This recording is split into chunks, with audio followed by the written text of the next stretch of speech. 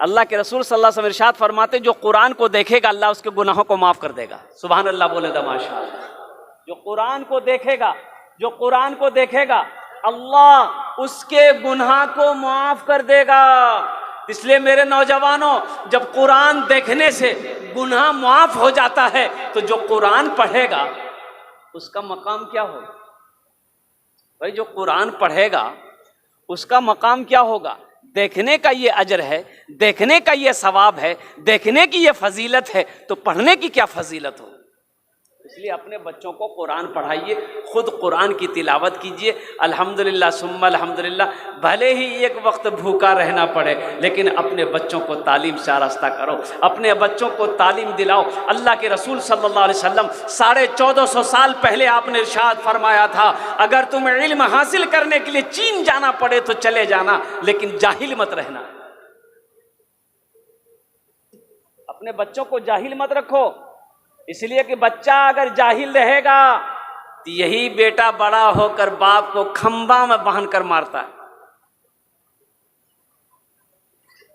پڑھا لکھا بیٹا کوئی باپ کو گالی دیتا ہے، نافرمانی کرتا ہے؟ بولو بھائی، آپ نے کبھی سنا کہ بیٹا انجینئر ہے، بیٹا ڈاکٹر ہے، بیٹا مولوی صاحب ہے، بیٹا مفتی صاحب ہے، بیٹا حافظ صاحب ہے، باپ کو گالی دیا ہے، باپ کو کھٹا میں باندھ کے مارا ہے؟ نہیں ملے گا. بیٹا جاہل تھا، باپ کو گالی بھی دیتا ہے، باپ کو مارتا بھی ہے. ایک بیٹا باپ کا گریبان پکڑا، ایسے پکڑا باپ کو، بوڑھا باپ تھا، ایسے پکڑا اور گھر سے نکال کر کھینچ کر لایا دروازے تک. باپ کہا کہ بیٹا بس کرو، بس کرو، یہ غلطی تمہاری نہیں ہے، یہ میری غلطی ہے، یہ بھول تمہاری نہیں میری بھول ہے.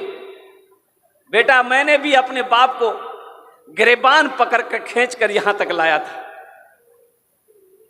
اس لیے کہ میرا باپ بھی مجھے پڑھایا نہیں تھا، اور وہی عالم تمہارا ہے کہ میں نے تمہیں تعلیم نہیں دیا، میں نے تمہیں پڑھایا نہیں، جس کی جاہلیت کی وجہ سے تم میرے گریبان میں ہاتھ ڈالے ہو، میرے گریبان کو پکڑ کر تم یہاں تک کھینچ کر لائے. یہ اللہ کا بدلہ ہے میرے بھائیوں، میرے نوجوانوں. اس لیے اپنے بچے کو تعلیم سے آراستہ کرو، اپنے بچے کو تعلیم دو، اپنے بچے کو قرآن پڑھاؤ، اپنے بچے کو انگریزی پڑھاؤ، اپنے بچے کو ہندی پڑھاؤ، اپنے بچے کو سنسکرت پڑھاؤ، جو بھاشا ہو، تعلیم جو بھی ہو، لیکن سب سے پہلے اپنے بچے کو قرآن پڑھاؤ. مولانا قاسم صاحب سے بات ہوئی کہ جو یہ مدرسہ آپ کا اسکول ہے قاسم العلوم جو ہے یہ پبلک اسکول، الحمدللہ اب یہاں پر ہاسٹل شروع ہونے والا ہے، ہاسٹل شروع ہوگا اور بچے حفظ قیرت کے بچے بھی یہاں داخلہ لیں گے الحمدللہ ثم الحمدللہ. اور باضابطہ طور پر ایک طرف سے یوں کہہ لیجئے کہ مدرسے کا شکل اختیار کرے گا جہاں پر کیا کہتے ہیں کہ ہاسٹل کا نظام بھی رہے گا، بچے حفظ قیرت بھی کریں گے الحمدللہ. تو اپنے بچوں کو یہاں پر ایڈمیشن کروائیے، اپنے بچوں کو یہاں پر پڑھانے کی کوشش کیجیے، اور ساتھ ہی ساتھ یہ بھی کوشش رہے کہ اس اسکول مدرسے کا خاص کر دھیان رکھیں، سیزن میں جہاں تک ہو سکے تعاون کریں، تاکہ الحمدللہ ثم الحمدللہ آج یہ مدرسے کی شکل میں ہے، کل اللہ تعالیٰ اسے کیا کہتے ہیں کہ ایک بڑا ادارہ بنا دے، اس علاقے کے اندر میں اس کا نام روشن ہو. تو جب تک آپ تعاون نہیں کریں گے، جب تک آپ اس پر دھیان نہیں دیں گے، یہ ترقی نہیں کر سکتا ہے، آگے نہیں بڑھ سکتا ہے. انہی چند کلمات کے ساتھ ہم زیادہ آپ کو پریشان نہیں کریں گے. میں سمجھ رہا ہوں کہ وقت زیادہ ہو چکا ہے. میرے بھائیوں، قرآن پڑھیے، دوسروں کو سکھائیے، قرآن سیکھیے، دوسروں کو سکھائیے، قرآن پڑھیے، دوسروں کو پڑھائیے. سب سے اچھا انسان وہ ہے، سب سے بہتر انسان وہ ہے، سب سے افضل انسان وہ ہے.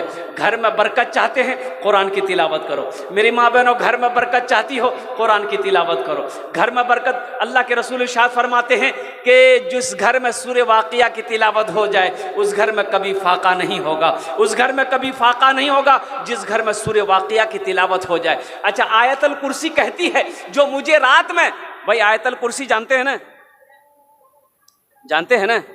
اللہ لا الہ الا هو الحی القیوم لا تاخذوه سنة ولا نوم له ما في السماوات وما في الارض من ذا الذي يشفع عنده الا باذنه يعلم ما بين ايديهم وما خلفهم ولا يحيطون بشيء من علمه الا بما شاء وسع كرسيه السماوات والارض ولا يؤوده حفظهما وهو العلي العظيم. یہ آیت الکرسی کہتی ہے جو مجھے رات میں 3 مرتبہ پڑھ لے گا وہ میٹھی نیند سو جائے اس گھر کی حفاظت میں کروں گا۔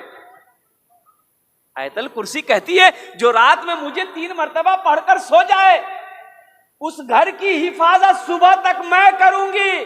نہ کوئی چور چوری کر سکتا ہے، نہ کوئی ڈاکو ڈاکہ ڈال سکتا ہے، نہ آگ اس گھر کو جلا سکتی ہے۔ قربان جاؤ۔ اور سورہ یاسین کہتی ہے کہ جو مجھے صبح تلاوت کر لے گا شام تک میں اس کی حفاظت کروں گا۔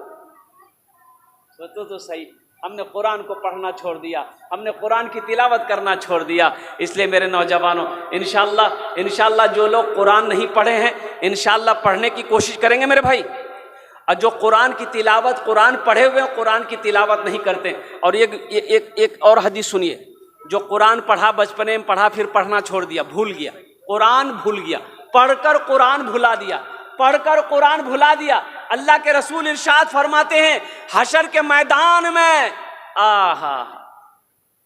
اس کا آدھا حصہ الگ ہو جائے گا، آدھا حصہ الگ ہو جائے گا، جو قرآن پڑھ کر جس نے بھلا دیا۔ اس لیے میرے نوجوانوں قرآن کی تلاوت کرو، گھر میں برکت ہوگی۔ قرآن کی تلاوت کرو، اللہ چہرے پہ نور پیدا فرما دے گا۔ قرآن کی تلاوت کرو، مرتے وقت کلمہ طیبہ نصیب ہوگا۔ قرآن کی تلاوت کرو، اس سے برکتیں نازل ہوگی۔ قرآن کی تلاوت کرو، گھر سے شیطان دور ہو جائے گا، شیطان دور ہو جائے گا۔